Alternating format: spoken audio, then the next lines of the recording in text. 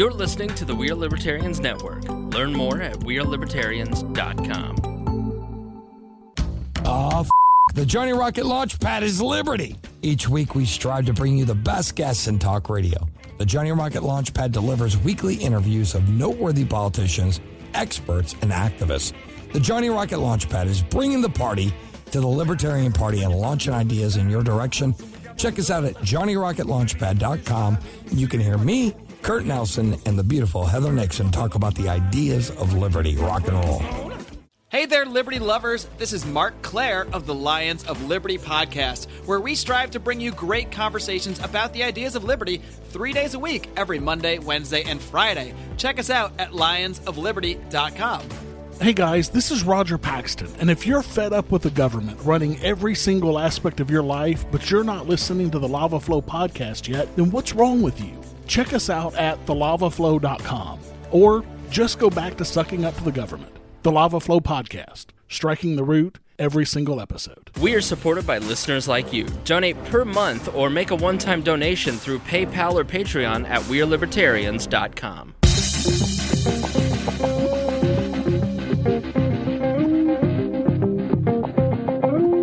Welcome to We Are Libertarians. I am your host, Chris Spangle. We Are Libertarians brings you all of the irreverence modern politics deserves. Think of us as the love child of National Review and Mad Magazine. We explain to you what the hell is happening in our world today and how we can fix it by thinking differently.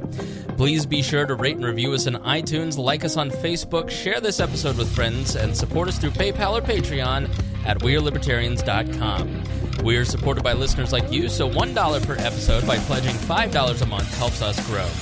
We're always taking your questions and comments via email at editor@wearelibertarians.com. If you are new to the program, we catch up for the first 20 minutes or so, although this episode may be a little different. And then we deep dive into analyzing current events in society from a libertarian perspective. This show is for adults by semi-adults, so please be warned, the language is strong and offensive, although my guest today has told me she's not going to curse. Chloe Anagnos. Well, for the most part, I don't know. You're in the same seat that your sister normally sits at, and you're much quieter. Me? Yeah. It's probably because I have a metal rod in my mouth. Well, okay. So. I thought we weren't going to be dirty on this episode. No, I mean, I literally have an expander in my mouth. That's why I have a little bit of a lisp. Okay. So. Welcome to my podcast, everyone. Welcome to my podcast. Would you like to be my friend? It's, I think it's sort of odd that you're on the show and Greg and Kat are missing. Would you like to explain that? No. I mean, they're on vacation. Well, but Greg's not. Vacation. I'm on vacation and I'm here. I think they're just lazy. I think your presence scared them away, to be honest. So Chloe ruined the podcast. So you could say, I'm just kidding. No, I didn't ruin anything. No, Chloe and I talked about this episode, getting deep into a specific subject, and yeah, we're on summer break. Your sister, who has been a great addition to the podcast, everybody loves Kat. I'm glad. Yeah, do you? Yeah, she's all right. No, I love my sister to death. I'm really excited for her. I think this summer has been really, I don't want to say like eye-opening to her, but I think she's really learning a lot and growing a lot in her internships, just with making new friends from around the state. So I'm excited for her. Yeah, it's interesting to see her like from January to now, like how different she is. And she seems like she's grown up a lot over 6 months. Well, I think that really kind of goes along with getting professional hands-on experience. Yeah. You know what I mean? Right. Like, it's very different when you're in college and you're, like, learning about this stuff, and then you're actually in the real world, like at Bob and Tom, for example, and they're like, okay, I know you learned about it, but go do it. Right. You know? She talked to the last episode that she goes, well, and my sister might agree that college really is more about growing into an adult than it is learning actual applicable skills than anything else. Yeah, absolutely. I mean, I'm very fortunate that, like, don't get me wrong, I think Ball State's incredible for what I went to school for. But I will say I don't think any institution can really prepare you like an internship will. Right. So I remember when it came down for me to pick between journalism schools in the state, it was really between IU and Ball State. Both fantastic institutions, nothing wrong with them. But my mentor from high school said, well, the difference between journalism and TCOM at IU is that you get the two interns, one from IU and one from Ball State at a news station. The IU student has read about how to use all the equipment, but the Ball State student will go and actually put it together and get the lights running and the scripts together, and Ball State, a lot more hands-on. Ball State is a great school for communications. There are a lot of really good schools like U of I, University of Indianapolis, Butler, around the state of Indiana. But Ball State, thanks to David Letterman, who went to Ball State and gave this amazing facility to them, and now at Ball State, the Papa John's guy, John Schnatter, just opened the Schnatter Institute. Yep. Steve Horowitz is a guy that many of you may have heard. He's leading it, I believe, and so Kat, of course, had absolutely no idea that any of that existed. So she was like, "Really?" It's like, well, but here's the thing: it kind of got overshadowed by the little bit of Coke money that went into it. And I want to say Ball State was given maybe $1 million in Coke, in a Coke grant, something like that. KOCH, not like not like Coca-Cola, like drugs, or that too. But I remember a lot of students kind of freaked out about it, and it's one of those things where it's like, okay, one, I don't really understand why you're dissing the Koch brothers when they're actually more libertarian than they are conservative Republican. Absolutely. There's a really good article on the Advocate's website about that, how they support gay marriage, how they actually donate a lot of their money to public-private institutions. But it really sucks when you get these liberal snowflakes that are like, oh, well, you guys are heartless. Why are you giving us this money? And it's like, they're giving you money so you can learn. Come on now. If you love reason, the Cato Institute, Institute for Justice, Institute for Humane Studies, pretty much any libertarian institution, they have built and helped fund, including the Libertarian Party. I mean, they have been hugely beneficial to the libertarian movement. And I don't get the libertarians love all the nerdy professors that write blogs and articles and everything, but then they hate the guys that actually pay them. It's at least a certain segment. I have and will continue to maintain that Greg and I and Kat and all the We Are Libertarians crew, we love the Koch brothers. We are happy to take donations from the Koch brothers, and we are willing to be bought at any time. So if you have any rich friends or connections to the Koch brothers, please send them this podcast. So love it. Yeah. Now you went on to take my job at the Advocates for Self-Government for a while. You've now moved on, but you were actually an employee of Brett Bittner. I can only say his name because Greg's not here. He has a very strict no Bittner. If I say Bittner's name, Greg will get up and walk out. Right. Well, I mean, we worked together. I wouldn't say I was. I mean, I guess. No. He said he was the emperor of the office, and that you were his subordinate. He was the emperor of the office. So, no, but yeah, definitely. Still contribute a bit to the Advocates when it comes to the newsletter and things like that. So when I get the email from the Advocates for Self-Government, which are the quiz people, and it says Chloe, that is actually you. For me. I thought it was you just sending me spam email again. No. Okay. When have I ever sent you spam? All the time. I don't send you You sent me your sister. That's worse than spam. No, I don't do any of that. I don't do any of that. We got to get it. We got to talk about your mom, too, by the way. Kat doesn't want to talk about your mom, but Natalie is so woke. Your mom is woke AF. Did you do that? Are you the one that got her woke? No, I think the State of the Union kind of got her woke. I kind of remember, and I would love for her to come down and kind of talk about this, but I specifically remember kind of there being this shift in our house as I was getting a little bit older, as my sister was getting older, where we weren't talking about just what'd you do at school today? But we were actually talking about current events. Right. And I think that's one of the things that has made me, I don't want to say an excellent public speaker, but has made me, able to kind of talk about current events, policy, things like that. Right. Is that we would talk about things that are going on in the world at our dinner table. Yeah. I want to say maybe post 9/11, I want to say leading up to the 2008 election was really when we kind of talked about, okay, well, what kind of role does government play into things? It was really when the whole healthcare debate kind of started. I want to say in like 05, 06, something like that. Because I remember then junior Senator Barack Obama was on Oprah. And of course, I loved Oprah growing up. Would always watch her show after school. And I remember we were watching it and we were talking about healthcare. And I was like maybe 12, 13, something like that. And was trying to wrap my head around like the economy and economics and the role that the government plays in providing healthcare. So in other words, you were a nerd. Oh yeah, big time nerd. One of these days, I need to go home and get my scrapbook. I essentially still look the same, but I had like these really like nerdy glasses and my hair was like even shorter than it was, and I was like full of acne and had like my cello with me everywhere. There's a really good picture of me in like my orchestra uniform. Excuse me, guys, I'm on my way to play the cello. Exactly. But I'm going to tackle box this month. But the thing that's so funny is like I have this expander in my mouth to like I was telling you about this. Apparently the roof of my mouth is kind of collapsing, so my dentist was like, hey, we need to put an expander in and then put braces on top of it. This is now. This is now. Like this year, yeah. This is like this year. So I was like, oh, crap. I don't want that to happen, so that's totally fine, whatever. I don't want to have like major surgery. That would suck. Right.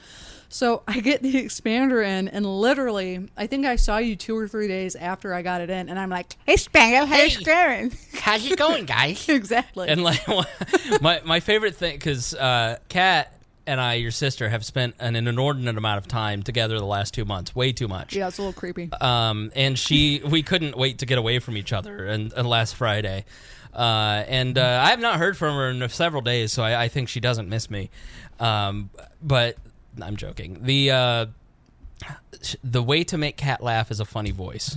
Oh, yeah. I don't know if you know this, but she loves funny voices. And so the day after we saw you, I just go, Kat, do you think Mom still loves us? and she lost it. Did you really? Yeah, I love it. Yes. Oh, that's awesome. So if I have a little bit of a lisp throughout this, or if I'm quiet. You sound much better. Sound better. Yeah, well, I get this taken out in December, which is really nice. So they put the braces on in September. I get the expander out in December. So it'll make like speaking and stuff a lot easier, but it just kind of sucks because it's like I just turned 25 and it's like I don't want to have to go through. It's like I'm going through puberty all over again, you know. Why do my armpits smell? What's going on with There's me? hair everywhere, Mom. Okay, how about not? You see, she's much more reserved than her sister because she's like, I can't say fuck. And I go, no, you can. She goes, I just don't want to. I'm like, oh my gosh, you're quite the goody two shoes. Well, yeah, you're definitely the less rebellious of the two. Although her rebellion is sort of like giving a wet willy and then running away laughing. You know what I mean? Like Kat's not that rebellious. She's not smoking weed in garages or anything. No. Good kid. So she's great. If there's anything you'd like to say, she's going to listen. You know, she's going to listen to hear if we talked about her. Mm-hmm. Is there anything you want to say?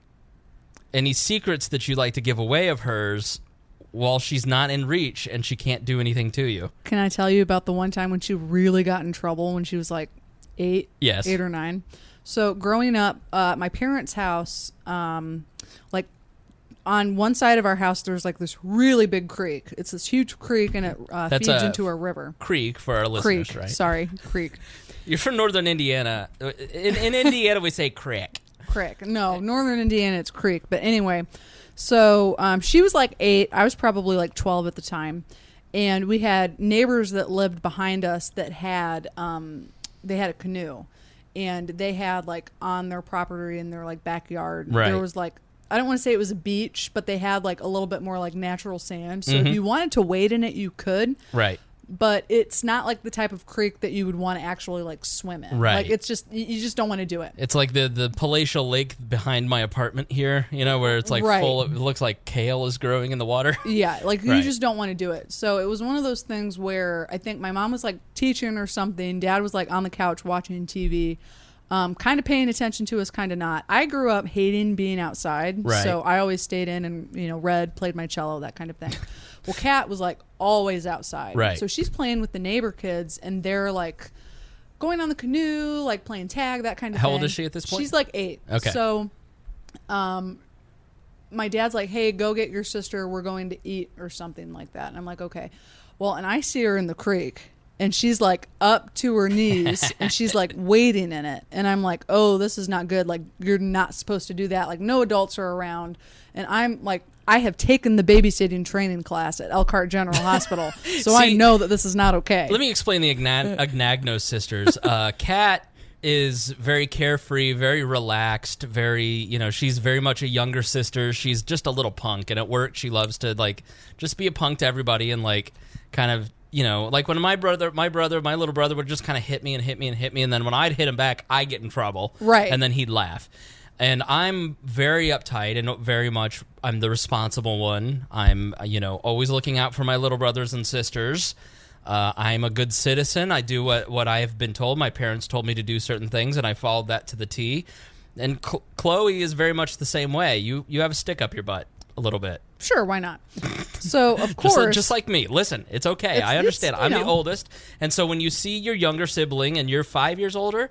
About 4.5. You doing something wrong, then this needs to be dealt with. Exactly. You're not doing what an adult is not around. Exactly. So I go and tell my dad, and he's like, I don't think she's actually doing that. And I'm like, no, she totally is. She's in the creek. I see her. Like, this is a problem. So she, like, gets out of it, and my dad's, like, coming down the hill through our backyard, and she's, like, cutting through another backyard to, like, come home, and she's running. And my dad sees her, and he's like, Catherine, were you in the creek by any chance? And she's like, no, I totally wasn't. But here's the thing. She was wearing, like, jean capris, and she was up far enough so that when you're, like, standing up, you can see, like, the water line where, like, her clothes got wet. Like, she definitely was in the creek. And she's like, no, I wasn't in the creek, but Evan and Caleb were, or whoever the neighbor kids were. And my dad's like, why are your pants wet? And she's like, well, they were splashing me. They were splashing me, Dad. They were in the creek, and they were splashing, and I totally wasn't. And then I drop the mic, and I'm like, if they were splashing you, then why is the water line so even? She got in a little bit of trouble. I don't think she, like, got grounded or anything. Maybe she did. But it was just one of those things where it's like, don't, like, come on. Like, we totally know you were in the creek. So that is my story about Kat. She's a good kid. She is. We've enjoyed having her around, and next week is her last week at the day job. And she promises she's going to keep coming back every week once school starts, and I hope she does. Yeah, well, I mean, it's not a long drive. It's not. From Muncie at all. No. So, and the response to Kat, your sister, has been overwhelmingly positive. And for a libertarian audience, that's very rare. Oh, really? Very rare. I mean, we needed to replace you after, we said, why don't you be our permanent third co-host? And then I moved and then came back, and it was just a hot mess. You kind of flaked out. I've got pageant things, and Remzo really needs me to host a podcast. Oh my gosh, let's not talk about it now. I'm not happy with you still over it, but I'm glad you're here today. Oh, well, thank you. We're at Remzo is my sworn enemy, though. Remzo and I, we don't speak. Other than the podcast that I'm doing on the Remzo Republic that comes out in 2 weeks. So, well, there you go. Tune in and check that out. So we want to talk today a little bit about healthcare, but from a more personal angle.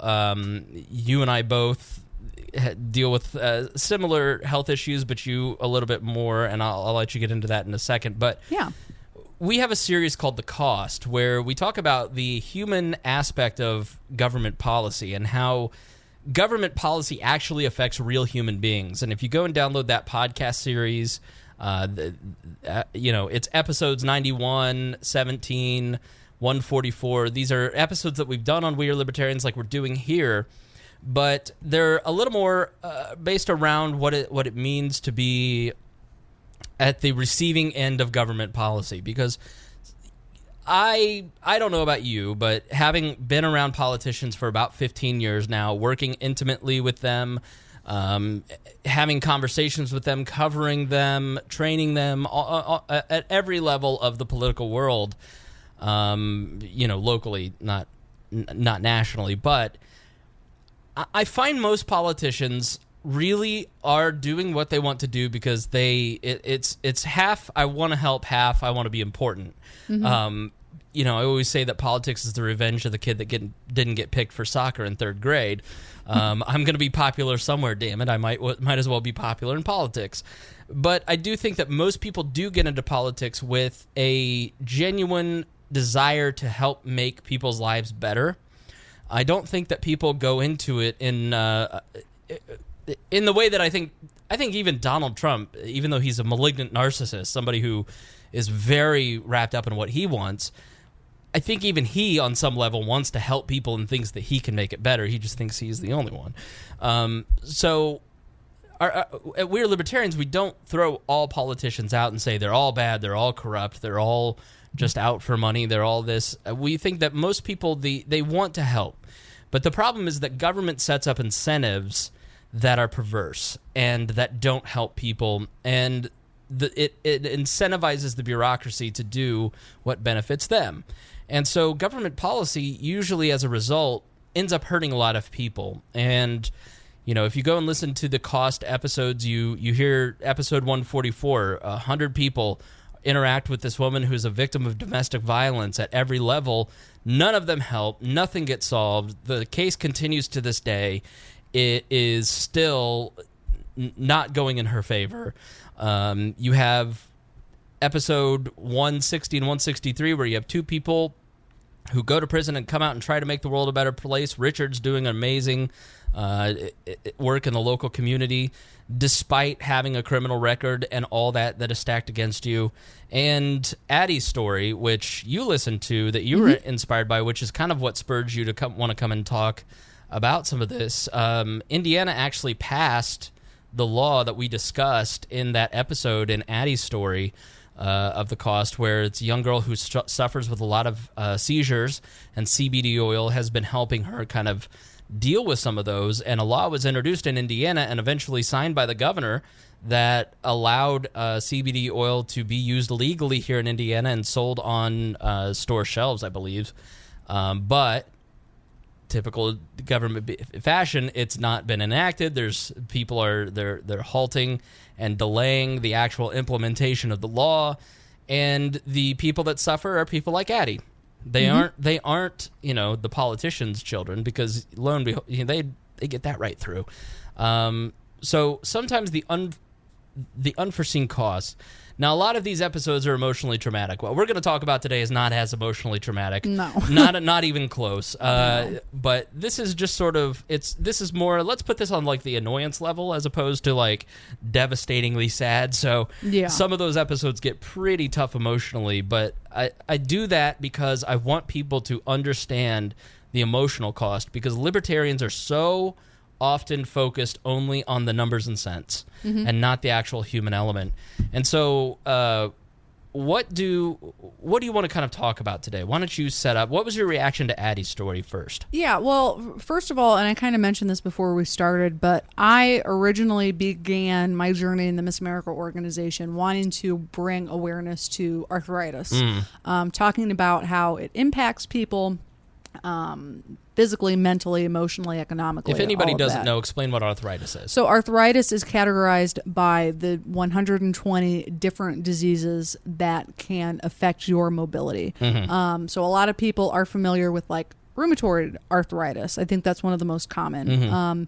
In Indiana, there are more than 600,000 children that are affected by juvenile arthritis. Really? Yes, more than 500,000. Arthritis is the number one cause of disability in the United States. It does not affect age, race, nationality. Anyone can get it. My grandmother has rheumatoid arthritis. It's very difficult for her to sew. She loves to sew. She loves to golf. Can't really do that anymore now that she's almost. Is it like inflammation of the joints? Inflammation of the joints, ligaments, especially where you move the most. So your hands, your elbows, your knees, shoulders. I mean, it's just the inflammation of the body. So I think probably most people that are listening, they all know someone that has arthritis. So that was something that I was really and still am passionate about. Talking about promoting arthritis awareness, research funding, that kind of thing. Working with the Arthritis Foundation, all of that good stuff. I'm on the official email chain for the Arthritis Foundation. So anytime there's some type of bill that's either in the Indiana or like, federal legislature that, affects arthritis, the disease funding, whatever it may be. I'm one of the people that's typically like mad tweeting at legislators like, please pass this because it'll help arthritis patients this way. Right. So I myself don't have arthritis. I really think that I'm starting to develop carpal tunnel from just being on the computer all day, which carpal tunnel is a form of arthritis, which I'm sure a lot of, that's pretty common. I can imagine that us millennials 20 years from now, that's going to be something that we really talk a lot about. Oh, it's going to be huge. But as I've kind of gotten older and as my health has changed, I've really noticed how, we talk a lot in the media about invisible diseases. Arthritis is an invisible disease. So is anything that has to do with your mental health. That's an invisible disease. Something that's not obvious. Like, oh, well, if you have arthritis most of the time and maybe you're not in a wheelchair or you're using crutches or anything like that, that's visible, right? You obviously can tell, okay, something's wrong. My grandfather lost his right leg in the late 80s to a staph infection, and that's very visible. It's a chronic condition. I mean, it's not a condition. It's I guess an injury, but it's something that he's had to struggle with his entire life, and it's very obvious, and people make a big deal out of it. But my other grandfather, who passed away 20 years ago now, was in World War II and struggled with, although nobody knew it at the time, not even in 97 when he died, he struggled with PTSD. I mean, I've seen some of the photos of what happened at Okinawa and what he saw, and struggled with crippling depression and PTSD his entire life. And, so the one grandfather in our family was, fawned over, rightly so, while the other grandfather just kind of suffered in silence and didn't want to talk about it. Right. And as I've kind of gotten older, I've realized, like, and I've talked about this, how typically if you have an invisible disease, you suffer in silence. Sure. And it's debilitating, depressing, horrible. Well, people don't generally want to talk about illnesses anyways. No, of course not. But if it's depression or something along those lines, people don't know how to handle it. Because it's stereotyped. Right. So mental health, really I think, is something that we as a society do a pretty poor job of discussing and trying to treat. Right, absolutely. And I think one of the big things in listening to Addie's story was me just kind of realizing, like, oh, okay, yeah, arthritis, I don't want to say, advocating for arthritis is, the only thing that I want to be an advocate for now. I think one of my big things that I'm kind of working my way towards is being an advocate for someone that has an invisible disease. And this whole CBD oil thing that's going on in Indiana has really just kind of lit a fire in me.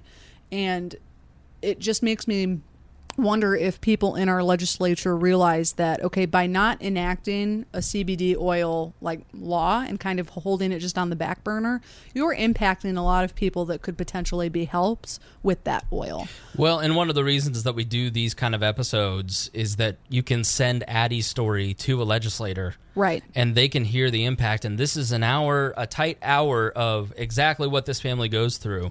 And Woody has used Rachel's story about his daughter dying in the prison to actually help get Corizon kicked out of the state of Indiana. Because he's been able to take that 2-hour podcast that Greg and I did with him, and he's been able to educate legislators on the actual impact of what Corizon having a contract as a private prisoner, private prison vendor, what impact they have on society. And he was able to use our episode to help force Corizon out of the state of Indiana. And one of the tenets is that, numbers and cents are important, but at the same time, you guys, emotions really do matter, because let me exemplify this. What caused you to choose arthritis as a cause during your Miss America days?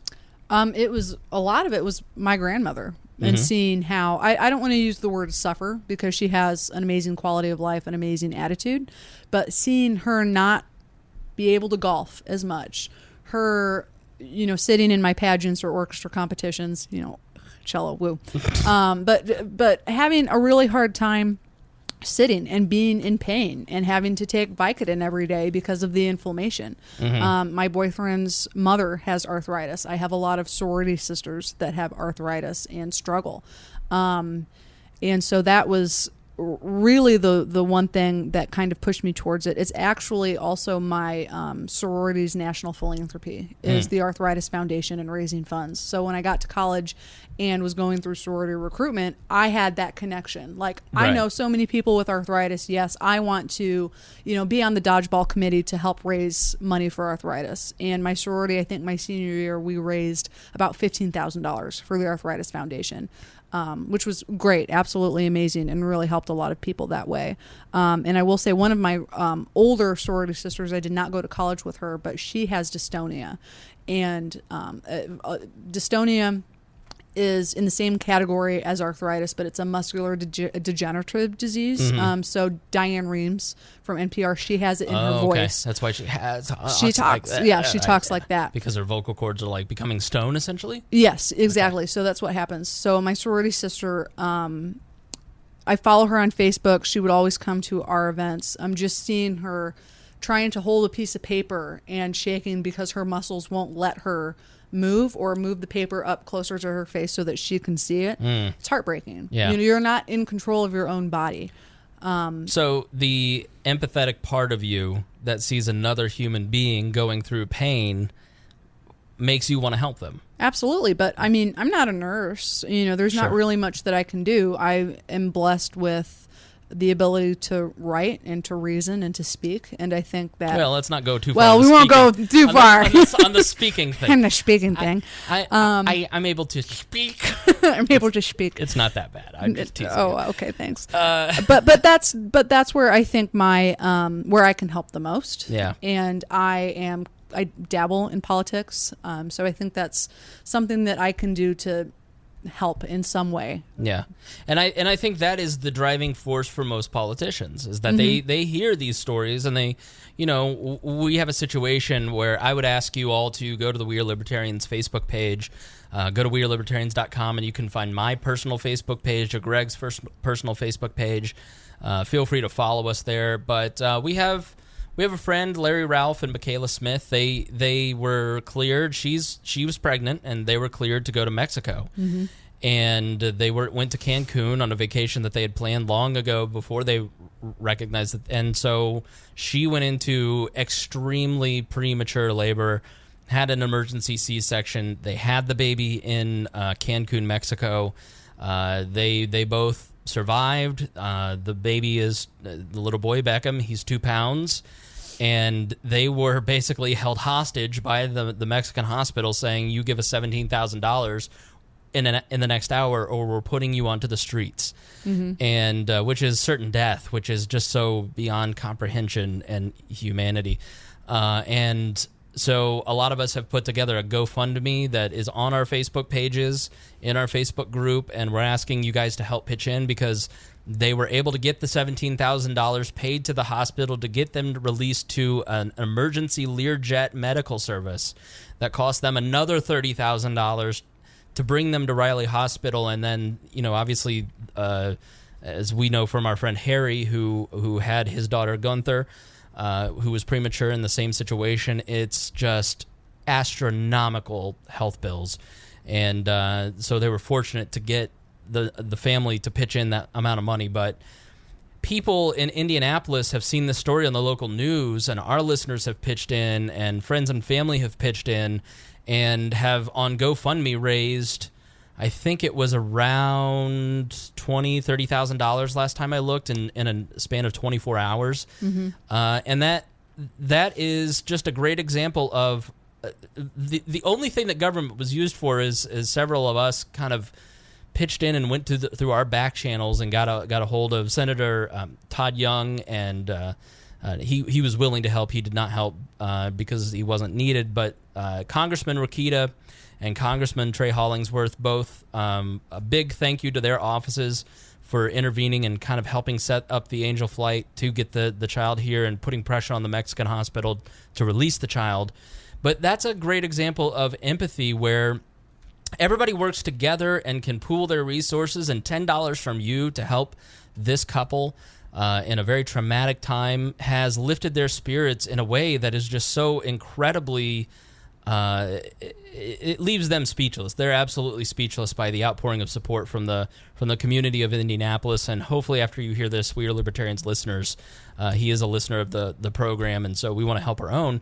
But when you see these things happen, we as animals essentially see another animal in pain and don't sit there and go, I'm not helping that person, they're Republican. Right. I'm not helping that person, they're Jewish. I'm not helping that person, they're Methodist. Like, we are empathetic creatures, and we want to help others. And so often we are not able to help others because of bureaucratic red tape. Right. And you've experienced a little bit of this. You were telling me before that how just time-consuming. I mean, it's just the bureaucratic red tape there was the Mexican government extorting money so they could be cleared to go through customs to get out of the country, all the way down to the red tape that you have to deal with. I mean, do you want to share what illnesses you struggle with? Yeah, well, some of them. So the one that I like to talk about the most, just because it's something that if left undiagnosed could kill you, essentially. So I have hypothyroidism, which means that my thyroid, which is the butterfly gland that's in my neck, doesn't produce enough hormones in my endocrine system. Right. So if your thyroid is off, like your mood is affected, your body is affected. I was diagnosed when I was, I think, 16 or 17, which is very young for someone with hypothyroidism. At first, it was if anyone has ever gone through trying to get a diagnosis, it's excruciating. At first, my doctors thought, oh, well, you have a lot of stomach pain, Crohn's disease, celiac disease. I thought for a second you said you have a lot of stumps. I was like, stumps? No, I don't have a lot of stumps. I hope I don't get that. No, it's terrible. But a huge symptom of hypothyroidism is having just awful stomach pain, losing your hair. That's one of the reasons why my hair is so thin. Being cold all the time. That's why you'll see me even in the summer wearing. I'm wearing a knee-length dress because even I'm in your apartment. It's 100 degrees out, but I'm cold. Yeah, well, it's 65. It's 65 in here, but whatever. But it's something that if you don't take thyroid hormone, you really could do damage to your body.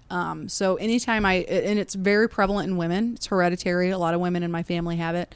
I have a lot of friends that as they have gotten older talk about how, oh my gosh, I have, I'm in pain all the time. I'm really tired. I'm lethargic. I'm not really sure what's going on. Maybe it's my period. Maybe it's this. And it's me saying you need to get your thyroid checked because that controls so much of the emotional, the physical, the mental, everything that goes on in your body.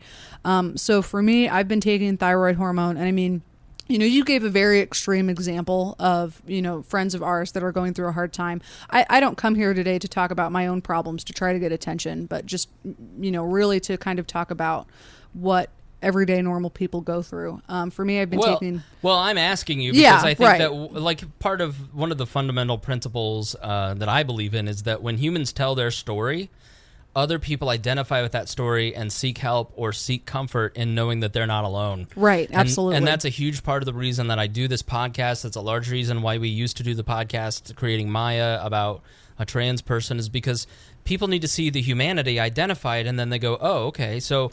Don't feel ashamed telling your story because I'm asking you to. I want you to. Right. No, I know what you mean. But one of the things for me, when you're a teenager, being diagnosed with something that's chronic is scary as hell. Right. Your life is changing. It's miss your medicine in the morning and you're going to be sick for the rest of the day kind of thing. So I remember just having, I don't know if it was anxiety, depression, it probably was all of it rolled into one, being different, being that person that if I don't eat right now, I'm going to just get sick. If I don't go to the bathroom right now, like, please let me go to the bathroom. I'm having an issue. Which we have learned here. Yes. But I distinctly remember sitting, I think I'd been gone. I had missed a French quiz, something like that. So you know how like if you miss a quiz, just go sit out in the hallway, take it, and come back in.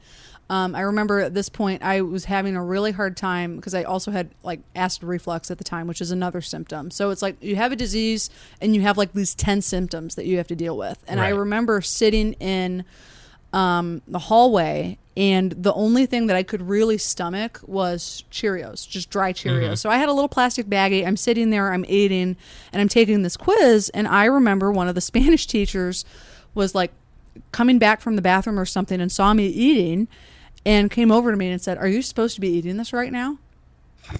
And because, you know, you're not, in my high school, you're not supposed to have outside drink or food in class. And I looked at him and I said, my blood sugar's kind of low. I know it's not candy or anything, but I need to eat. And he was like, "Well, you need to eat and then you just need to put it away."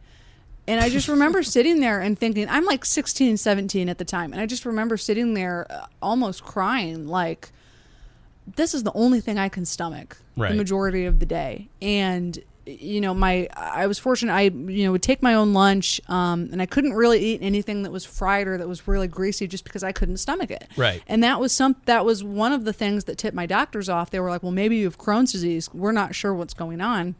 And I want to say this was before I got my diagnosis, but it was like, would you rather, as a teacher, as an educator, have me, government employee even, have me sit here and be starving and not learning anything? Or would you rather have me nourished and have me taking this quiz and getting an A? And that was like one of my very first memories of, you jerk, how dare you say that to something? You don't know what someone's going through. Absolutely. You know? Well, and that's a very human impulse, and that's a big problem with government, is that the rules and the laws, the ridiculous laws that we have created, must be followed and obeyed. Right. And by building a system like we have built with our healthcare system, it's like when you hear about the Canadian or the British healthcare system with single payer. I'm sorry, these are the laws, these are the rules. We don't care if your grandmother is drinking the water out of the plants because she's so dehydrated. We just don't have the resources to help them. The law and the rules must be followed, and humanity and empathy come second. And so the bigger we grow government, and especially in the healthcare sector where it's so incredibly important to have empathy, it just hurts people more and more and more and leads us to make worse choices. I mean, so the condition that you have now, I mean, how does it impact you today? I will say I'm very proud of myself. I have TH or thyroid hormone levels that are really low. So when you, like, let's say you are feeling really lethargic, like anyone that's listening, if you feel like something's really off, please just go and ask and get your thyroid tested. Or your T. Or that too. I mean, it could be your low really T. never, Maybe never you know. just had low T, Chloe. I probably did have low T. I bet that's really what it was. Honestly, your biceps look a little small. I'm just saying. I mean, I don't know. I've been working out. Not bad, actually. It's not too bad. Yeah. I mean, I got some guns. Bigger than your sister's. Right. But anyway, when you go in and get your blood work done, ultimately you want your thyroid levels to be like as close to 0 as possible. If it's like above 5, and I'm not a nurse, I'm not, science is like way over my head, but if you're above a 5, like, OMG, that's horrible. Like, you need to get that checked out. Last time I went and checked, my levels were at like a 0.6, and they were really good. So, that's really great, but unfortunately, something that has been a symptom of thyroid disease is anxiety. And that is, I think anyone at any point in their life goes through anxiety, just whether there's some type of life change, anything like that. If they have a podcast. If they have cats, I don't know what happens. Cats anagnoses. But something that I really noticed that I didn't have anxiety in high school. It was when I made a major life change and went to college was when it flared up. And that's unfortunately something that I struggle with today. Right. And you and I have kind of talked about it. Yeah, I've been very open. I mean, I deal with a lot of anxiety. I've dealt with a lot of depression, a lot of suicidal ideation. I would never commit suicide because, as I mentioned on a recent episode, I'm way too vain. I wouldn't want that to be the thing that people remember me for. I want them to remember me for my podcast. But, I mean, even as recently as this week, I mean, just dealing with a lot of depression you know, I take Lexapro for it. If I could go back 15 years, I probably wouldn't take medicine for it, but I do, and I do think that it benefits me in some way. I've taken Klonopin in the past, which so one of the things that like with depression medication, you start messing with your balances. That I want to talk about the prescription process. Yeah. Because you and I have had very different, like, I called my doctor and I was like, I'm having panic attacks and I'm really depressed. And he's like, here's Klonopin. And then I took it and then I was just kind of going off of it. And I was like, looked up the symptoms because I figured maybe that's why I'm so tired. It's like detoxing from this will cause seizures. And like, it's just this highly addictive medicine that can permanently change your brain in the way that like the same as Xanax and Klonopin, they all are kind of similar.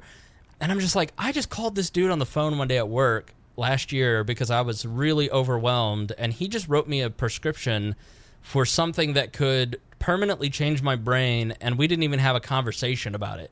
He just said go pick it up at the pharmacy. Right. This is a controlled substance that, you know, is something that is highly addictive that people break into pharmacies for.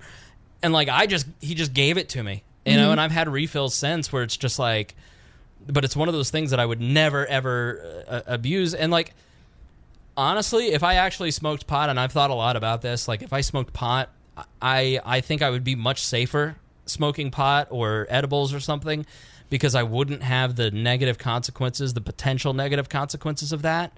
But I'm a rule follower, like we talked about. Right, me too. And so I'd rather get the Klonopin than go do the pot because, well, I don't want to do something illegal. Right. Doing things that are illegal are against my moral system. Right. But at the same, you know, it's that weird trade-off. And so government policy has, in my own life, affected my decision-making to have me a year ago pursue a treatment that was far more dangerous than something that is currently a Schedule I drug. And that comes from the ground. Like comes from, like, Schedule I is heroin and cocaine and pot. Like, does anybody think that pot is a Schedule I? It's so ridiculous. You know, methamphetamine is a Schedule I drug. And so I pursued a more risky, more dangerous, more life-altering treatment just by trusting my doctor, which is silly. I should have, you know, obviously personal responsibility, look what you're putting in your body, instead of going after pot. Mm-hmm. You know, which is very mystifying to me as I look back now, but you don't always make rational choices when you're depressed and dealing with some of that stuff. Well, and you almost will do anything to get better because it took a lot of energy and just general, like, morale building upness, I guess, to get yourself up off the couch and to go to your doctor and to say, hey, something's wrong. It's tough to admit that you're struggling. I mean, it really is. And honestly, I was kind of nervous about coming on the podcast today and saying, hey, I struggle with anxiety and depression. But now I'm like, hey, let's just talk about it, because I hope that ultimately someone will go to the doctor because of this, you know, and someone will try to make a change. So in what way? Just, I mean, I struggled for a really long time with just being anxious, having anxious thoughts, having depression, that kind of thing. And it wasn't really until I kind of said, you know, I'm not going to feel this way anymore. I'm tired of it. And it wasn't until I called my doctor, I think this was, I want to say maybe around this time last year. Mm-hmm. And I said, hey, I don't want to deal with this anymore. So, you're fix fine. my mic. You know, I said, I don't want to deal with this anymore. Something needs to be done. Enough is enough. What can we do about it? Right. And I have my doctor's great. I think it's really important to find a doctor that... Dr. Nick. Who? Dr. Nick, you know, from The Simpsons. Hey, everybody! Oh, no. I have Dr. Megan, and she's amazing. But it's wanting to take those right steps and, you know, maybe asking for some support, or having someone take you to the doctor, or having someone refer a doctor to you. I actually have a really close friend of mine who struggles more so than I do with anxiety and depression, and I gave her a referral, and I'm actually really, really glad and really happy for her. She's doing a lot better. So that's one person. I don't want to say that, oh, you know, I'm this awesome person that's referring people and telling them to go to the doctor, but I hope that... But come on. But come on. No, but I mean, I want to inspire people to just take...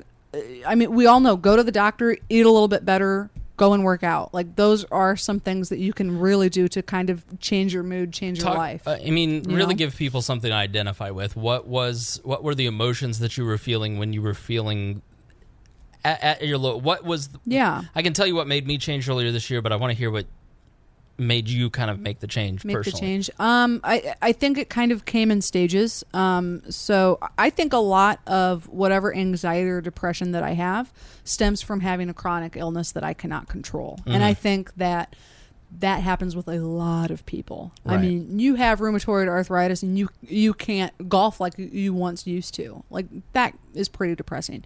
So I think around this time last summer, I was just very tired, very moody, felt worthless, felt like I didn't have any friends that I could really rely on, didn't know what I wanted in life, didn't know where I was going. I had I just graduated from college? I was a recent college graduate, didn't know.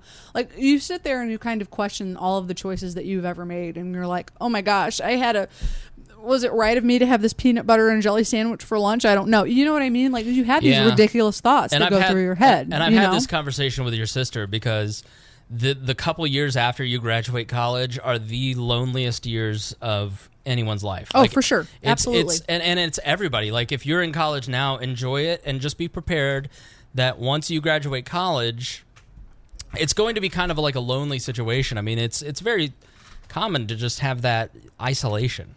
Well, it's isolation, but it's also figuring out, okay, what alumni group can I get involved in? What, you know, I don't want to say extracurricular, but you need to find some type of hobby or some type of support group or friend group that can really, you know, that you can lean on. Because, you know, when I graduated, the majority of my college friends moved to Chicago, the West Coast, the East Coast. Like, they're all over the place. A lot of my sorority sisters aren't in the state anymore, which really sucks. So when I kind of hit that low point, it was, okay, I definitely need to talk to my doctor. And I've been doing a lot better ever since. And I think with what was the treatment? The treatment, just if you want to talk about it, variety of medications, typical antidepressants, that kind of thing. But along with that was just eating better, exercising. And I was telling you about this. So I recently hired a personal trainer who is awesome. Because I don't want to say I kind of hit another low point, but I realized, okay, in the last year I've gained about 15, 20 pounds more than I wanted to.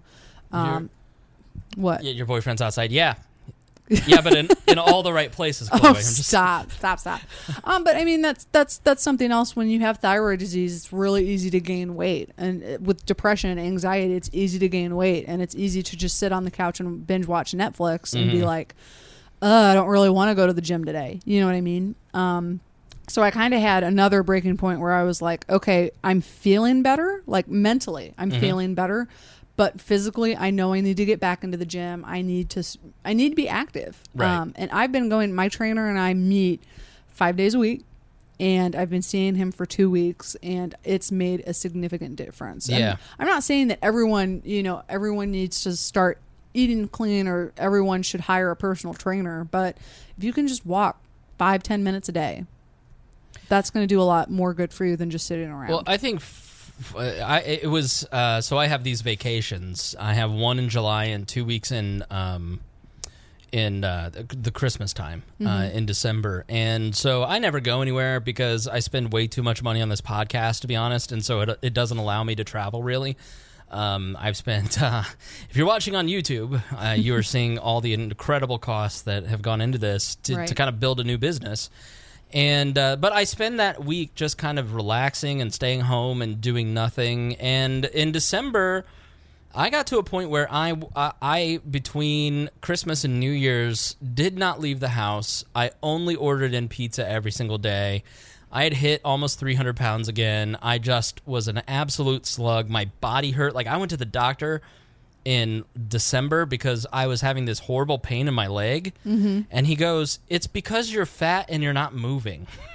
Right. Like he was like, "You aren't using your muscles. You need to use your muscles, actually exercise, and that pain will go away." And he was exactly right. And so I just kind of made a decision that like every day in 2017, I'm gonna go to bed, wake up and go to bed, having given everything that I can emotionally, physically, and mentally and spiritually in 2017, and go to bed empty. Not exhausted, but just kind of empty. Like, I've done everything I can to improve one thing about myself that day. And, I'm down 10% of my body fat. I feel a lot better. I still am struggling with depression, but I think that's because I'm eating more carbs, and I'm not going to get into the keto lifestyle because I don't want an email from Bittner. But high fat, low carbs works better for me. And I think as I've gone to improve my nutrition, I have been surprised at how two things. I think the marketplace has greatly improved in organic selections. And Greg loves to tease me about organic food. But I think the marketplace is definitely shifting towards buying healthier foods, less pesticides, more organic products. And it is I think it's made a huge improvement in my psyche and in my body and in my moods by choosing foods that have been alive in the last 30 days and as organic as I can possibly get it. Like organic bananas don't cost that much more. It's really hard to find organic sweet potatoes, for instance, where I'm at. So I just don't get that choice, for instance. But when I can, I do kind of choose these better quality items, except for chicken, because organic chicken is a ripoff. So you have to be a smart consumer about these things.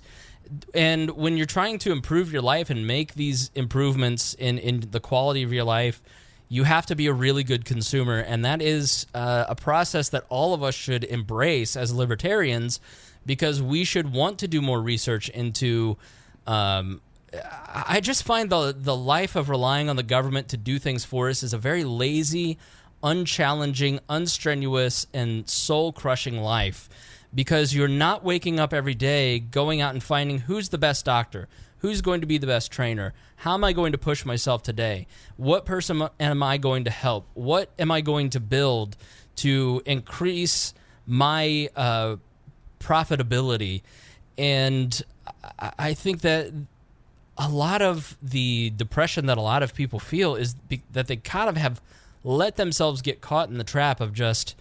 well, I'm just going to go to whatever doctor my government insurance assigns to me. I'm going to eat whatever the FDA says is good for me. Right. I'm going to take whatever pill the entirely corrupt system of medicine says is best for me, as opposed to kind of grabbing life by the nuts and really trying to improve your situation.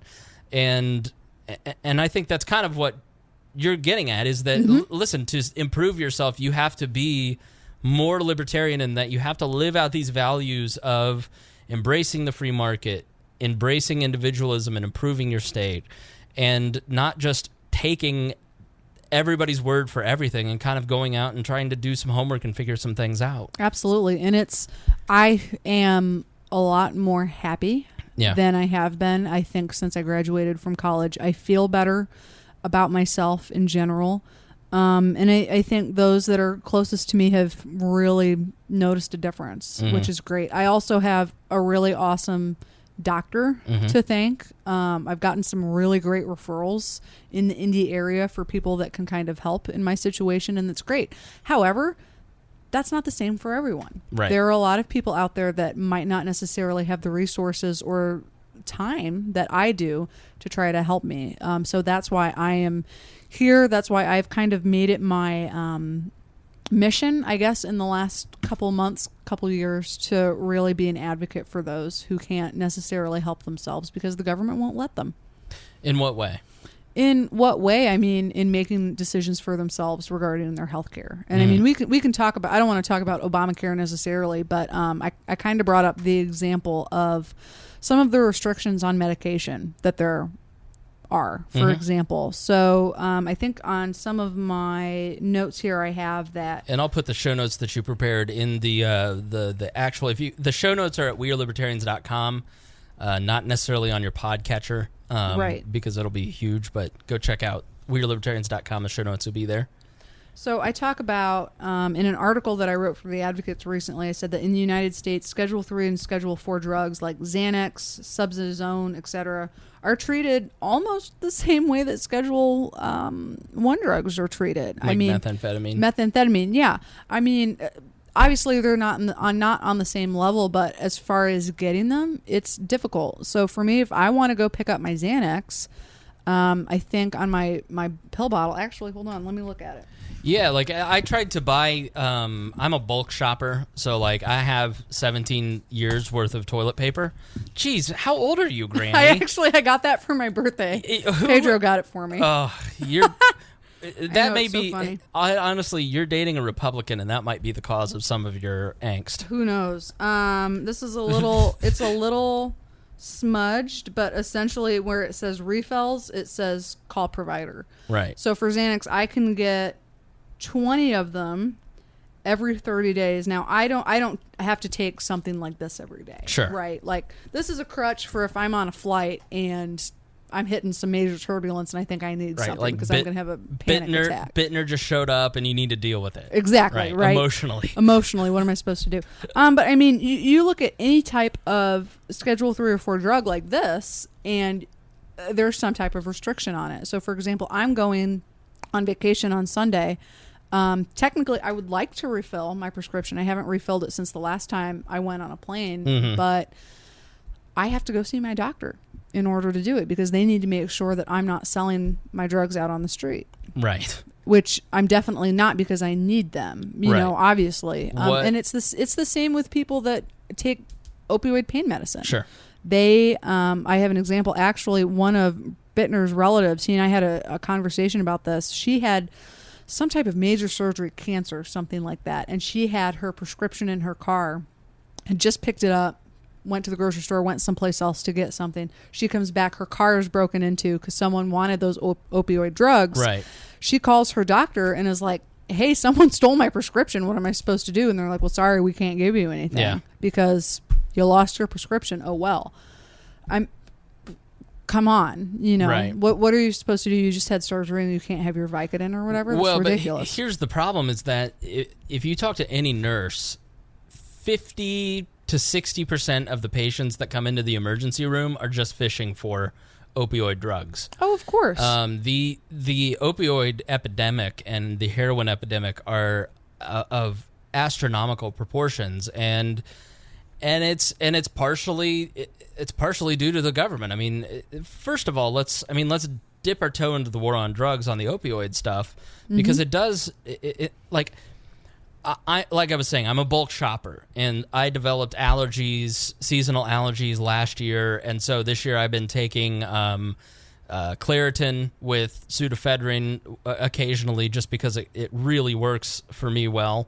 And and so I tried to buy 2 boxes of the Claritin, and they're like, no, you'll have to come back in 2 weeks and get this other box. It's like, okay, right. Because of the meth laws, they don't want people going and buying it.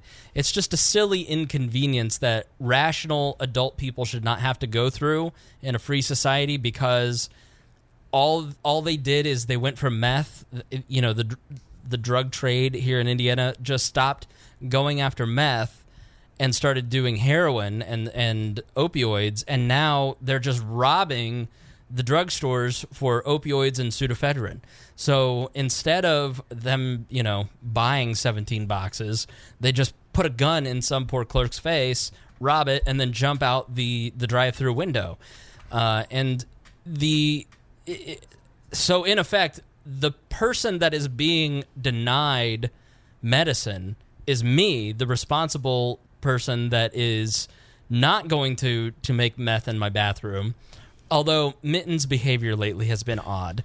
But it is going to be the person who, well, if I can't just buy the 17 boxes, I'll just kill somebody, rob the place, and then take the 17 boxes. Right. It just escalates the violence, because as you increase government violence in the world of the drug trade, you escalate their behavior, and then it just becomes a bigger and bigger problem.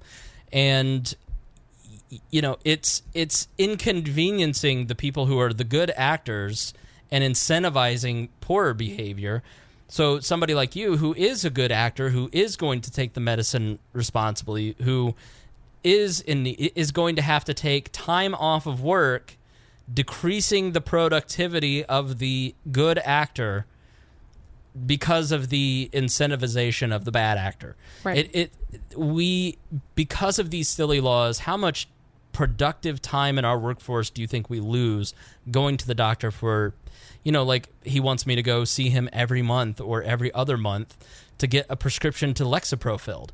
I'm just not going to do that. I'm not going to take a half a day off of work to go out to Brownsburg, which is an hour away, to go get that prescription filled. Right. So I can give him $190 of my insurance company's money and $25 of my own because of silly rules. I make mine last as long as I can. So it's, again, a silly inconvenience, but I'll just break mine in half. Right. 'Cause I really only take them when I fly, just because I hate being around that many people. Right. In like a sardine can, it's terrible.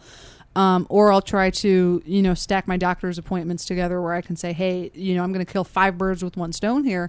But it sucks to say, like, I'm doing so well right now that I don't necessarily need to see my doctor all the time, that it's like, I really don't want to drive. I live downtown. I don't want to drive all the way to Carmel to see my nurse practitioner for 30 minutes. 30 minutes and north out of your way, yeah. And waste time. Right. It's ridiculous. And we kind of talked about this before the show, but I know so many people who, if you are in severe pain, like living with debilitating pain, a lot of times some of the best pain specialists aren't necessarily in your hometown, in your region, or in your state.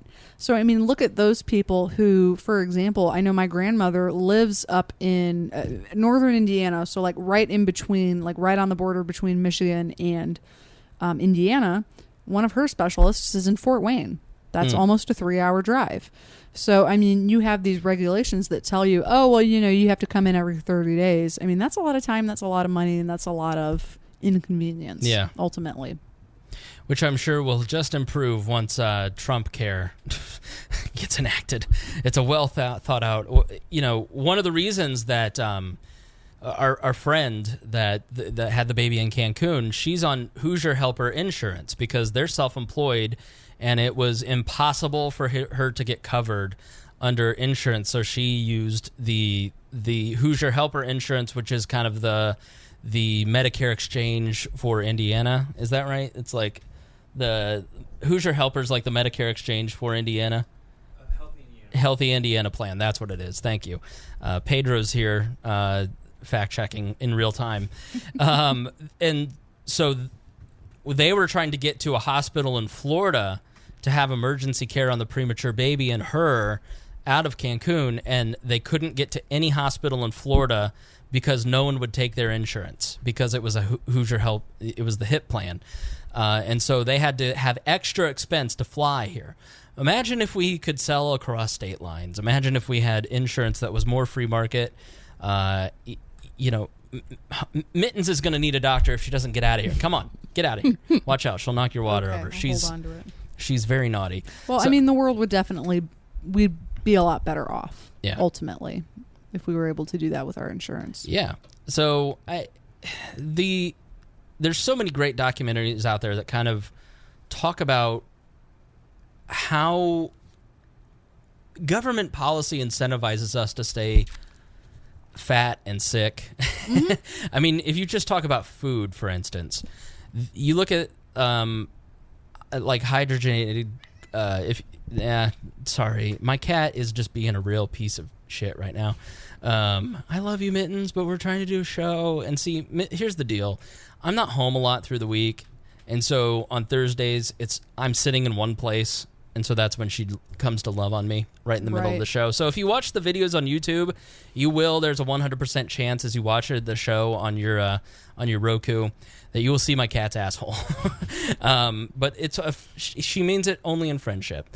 If you look at like hydrogenated corn oil or whatever it is. The what's the sugar replacement?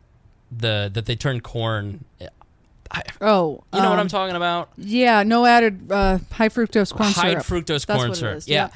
You know, the government incentivizes because basically you take something like milk. Milk is not necessarily good for you. I mean, it's why I'm lactose intolerant. I know you have stomach sensitivities. Let's say sensitivities. She flees events half the time because I've had that during the podcast when Hannah Drozic so eloquently pointed out, Did you shit your pants? yes, I did, because I'd had milk earlier that day. Milk isn't good for you, but because the Milk Growers Association or the dairy associations across the country have bought off politicians to make sure that milk, eggs, beef, wheat, all these gluten products, corn, they become the staples of the American diet instead of things like vegetables, which, let's be honest, have you ever seen a Brussels sprouts association? There isn't a cucumber association. Nobody stands up for the poor vegetables except for the vegans, and nobody likes them. They're worse than the keto people. So you have a diet that's kind of upside down because government policy incentivizes these foods that are not good for you and not necessarily healthy. And I would encourage you, just do a paleo diet, or do even a vegetarian diet or a keto diet, God forbid. Change your diet and kind of just eliminate wheat and see how much, and dairy, wheat and dairy, especially, see how much better you feel. You'll be less foggy, you'll be less sick. And you watch a lot of these documentaries, which I think the documentaries on YouTube and on Netflix are incredibly powerful in changing American attitudes towards a lot of things. It really does benefit people because then they'll try stuff. I tried out being a vegetarian for 3 months, and I felt a lot better, but I also hated my life. And you watch these documentaries and you kind of go, oh yeah, the government is incentivizing things that just don't make sense, that aren't really that good for us. Mm-hmm. So, for sure. Well, I wanted to maybe kind of talk about a solution as we wrap up. I think one of the biggest ones, and I know this is a long shot, ending the drug war would be great. First and foremost, that's number one. That would be great. But I think right now, right here in Indiana, we need to get the CBD oil registry figured out. And what frustrates me, I believe last time I read, it's only for people that suffer from seizures. It's not just a free-for-all. No, it is only seizures. It's only seizures. Yeah, and I think it's childhood seizures. I think it's that limited. Yep. And the governor, who is fairly libertarian-leaning, said, we're signing this for children with epilepsy. We're not going down the slippery slope of legalizing pot. Which I respect Eric Holcomb, but I have to disagree with him on that, Governor Eric Holcomb. But another anecdote real quick. I have a good friend of mine who lives in Atlanta. Mm-hmm.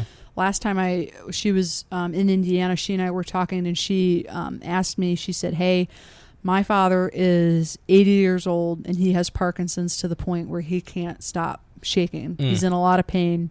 It's debilitating. Do you know much about the laws in Indiana or in Georgia about us getting any type of medical marijuana for him? Because him being a little bit older is worried about the legality of it and only wants to take CBD oil if it's legal. Well, unfortunately, there's not many ways in Georgia to get around it. But here in Indiana, I have to say, okay, seizures, that's fine and dandy. That's great for them. What about people that have Parkinson's? What about people that have Crohn's disease? What about people who are car accident victims who have been struck by lightning? I mean, there's so many people that have even anxiety, depression. There are a lot of studies that have come out recently that I'll add to the show notes that talk about how using medical marijuana, using edibles, anything like that can really help and get people off of these mind-altering drugs that you and I have been talking about. Mm-hmm. I think that's something that would really put Indiana in the right step and would have the potential to really increase the quality of life for a lot of people. The people in Denver have so much money that they don't know what to do with all the money. They have, and they have so much cash because they can't put it into federal banks. like that it's dangerous, but like they have so much money that they don't know what to do with all the money. Like if you're a local municipality or a local state, like why wouldn't you want that condition where you have something that is helping people that is less dangerous than pot? Like the We Are Libertarians parties, where there was one party where there was a pot party and there was one party where it was an alcohol party, and where everybody was just like really drunk and it was like way too out of hand. But then the one where everybody seemed to get stoned, it was just like, cool, man. Having a good time. Like Right. it's just so nonsensical. Like I don't understand how somebody like Jeff Sessions could sit there and say, no, the crime rates that are dropping in all these places that legalized marijuana, we need to stop that. We need crime to increase. We need people to get less help. Medical marijuana, I think, was kind of started as an end around to get people comfortable with the idea of pot, but it really has been almost like a self-fulfilling prophecy. I mean, it has been incredibly helpful to people across the nation, and why wouldn't we want to do that? Why wouldn't we want people to alleviate the stresses of life? Well, I can give you a lot of answers to that question, but that would probably be a whole other episode. We'll do it totally different. What are some other things that people can do?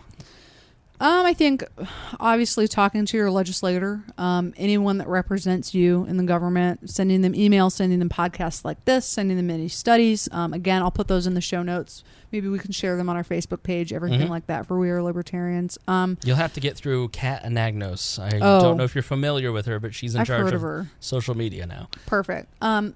Reaching out that way is a really good thing to do. But other than that, I think I have to noodle a little bit more about what we can do here in Indiana.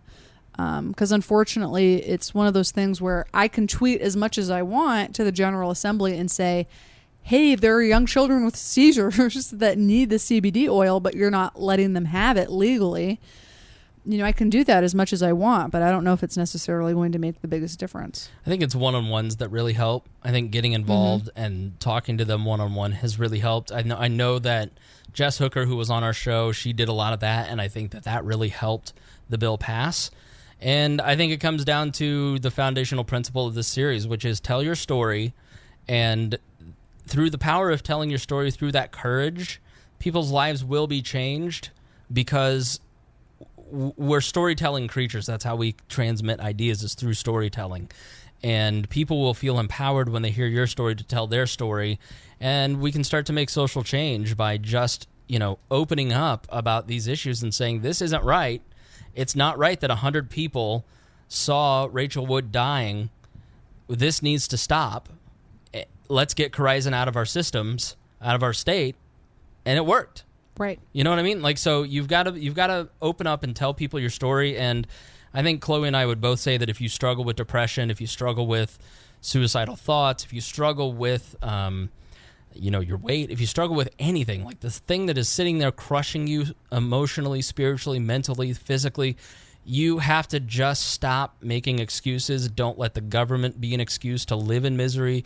You got to stand up, you got to start fighting, and you got to ask for help. And that's like the most important thing, is building a group of people that will help you. Like Greg has been incredible. When I got divorced, the only close friends that I had were Hannah Drozic and Greg. Right. And I have made an effort to build a big circle of friends who can support me and vice versa. And I'm very fortunate in that way. And do the same. You will not regret it. Final thoughts, Chloe? Well, first, I want to thank you for having me on. It's nice to kind of talk about something that's near and dear to my heart. I hope we can do it again soon when I get back from vacation, because I have a lot of other things that I want to say about this. And hopefully, we have some listeners that reach out and maybe it can give me examples of different things that I can do from other states, wherever they may be. Yeah, that's about it. Big government sucks. Yeah. I mean, it just stands. It is. Spontaneous order is a concept that people should look up. It is. It's why birds don't sit there and have a schematic to fly in a V. They just know how to do it. Okay. If you didn't have stoplights, people would not drive through intersections. They would stop out of their own safety. Spontaneous order exists, and that's how the market operates. Is that people act in best interest in what will help them and what will help the other person. And anytime government gets involved and we use the government to try and quote-unquote help, it goes all the way from these minor annoyances where we have to take productivity out of our jobs to go to the doctor to get nonsensical prescriptions, all the way up to the death of people. And so just really want to highlight this series, and thank you, Chloe, for coming on to kind of help highlight a lot of this and to talk about some of what you've struggled with and give us some good information on a lot of this stuff, and I appreciate it. Anytime. All right, thank you. Please be sure next time you see Kat to give her a noogie. Absolutely. All right. Thank you so much for listening to this episode of We Are Libertarians. I'm not going to do Greg's catchphrase. Kat tried to do that, and he I'm pretty sure I could do it pretty well if you wanted to try. All right. Thank you for listening to this episode of We Are Libertarians. Please be sure to share, rate and review on iTunes, donate, and please be nice to each other and help each other out. And as always, we promise to do better next time. Not bad. Well, okay. No, you did good. That was. Did you hear the insecurity come through? What could I have done better? Help! Thank you for listening to the We Are Libertarians Network. Get our other shows at wearelibertarians.com.